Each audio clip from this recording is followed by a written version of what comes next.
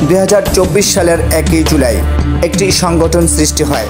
বাংলাদেশে কোটা সংস্কারের লক্ষ্যে 2024 সালের 1 জুলাই থেকে 4 দফা দাবিতে বৈষম্য বিরোধী ছাত্র আন্দোলনের ব্যানারে আন্দোলনকারী শিক্ষার্থীরা লাগাতার কর্মসূচি দেয়। আইনশৃঙ্খলা বাহিনী প্রত্যাহার করে ক্যাম্পাস চালু, সমন্বয়ক ও আন্দোলনকারীদের নিরাপত্তা প্রদান এবং কারফিউ প্রত্যাহার। যারা 9 দফা দাবি ও শাটডাউন প্রত্যাহার রেখেছে তাদের সাথে আমাদের নীতিগত কোনো বিরোধ নেই। নিজেদের মধ্যে কোনো যোগাযোগ না থাকায় আমরা তাদের সাথে কথা বলতে পারছি না। 19 জুলাই থেকে নিখোঁজ থাকার পর 24 জুলাই বৈষম্য বিরোধী ছাত্র আন্দোলনের অন্যতম সমন্বয়ক আসিফ মাহমুদ, আবু বাকের মজুমদার ও রিফাত রশিদের খোঁজ পাওয়া যায়।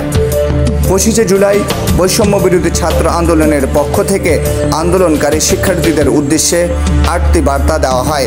এর মধ্যে রয়েছে হতাহতদের তালিকা তৈরি, হত্যা ও মামলার জড়িতদের চিহ্নিত করা, বিশ্ববিদ্যালয় ও হল খুলে দেওয়ার চাপ তৈরি করা।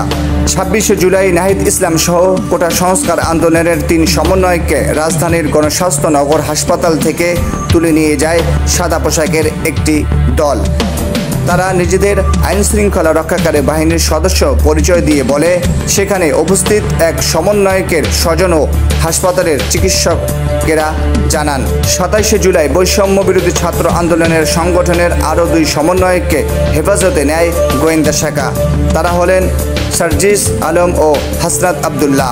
পরে এক অনলাইন সংবাদ মাধ্যমে 28 তারিখে সমন্বয়ক নাহিদ ইসলাম সহ আসিফ মাহমুদ সহ আটক সকল শিক্ষার্থীদের মুক্তি, মামলা প্রত্যাহার ও শিক্ষার্থী গণহত্যার সাথে জড়িত মন্ত্রী পর্যায় থেকে কনস্টেবল পর্যন্ত সকল দোষীদের বিরুদ্ধে ব্যবস্থা নিতে আলটিমেটাম দেয় আন্দোলনকারী শিক্ষার্থীরা।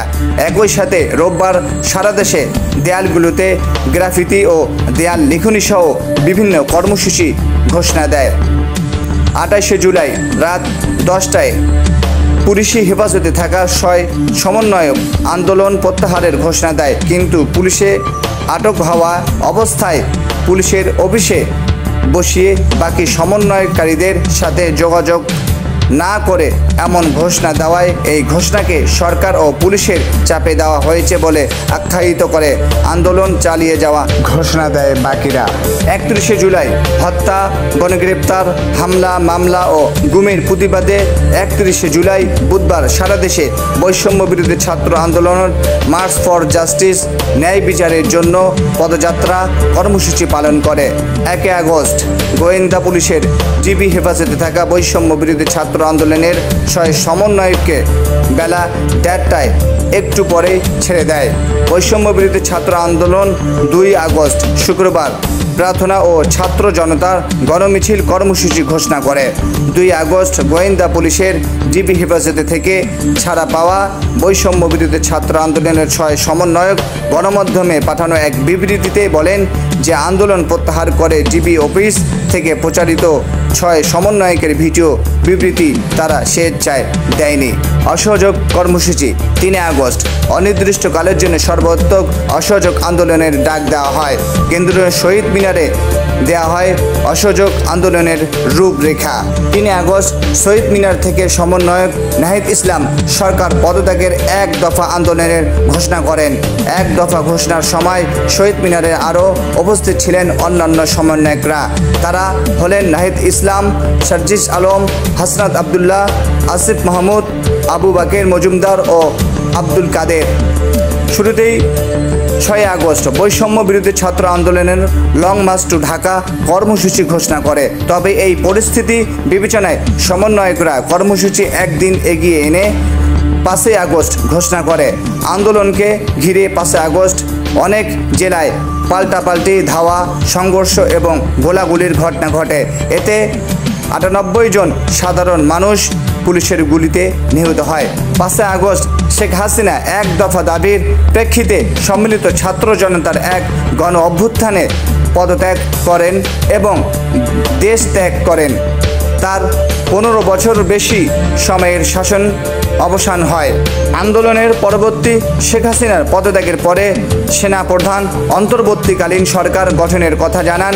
সেই দিন রাষ্ট্রপতি ও জাতির উদ্দেশ্যে দেয়া তার ভাষণে একটি অন্তর্বর্তীকালীন সরকার গঠনের কথা জানান ও পরের দিন এই লক্ষ্যে সংসদ ভেঙে দেন।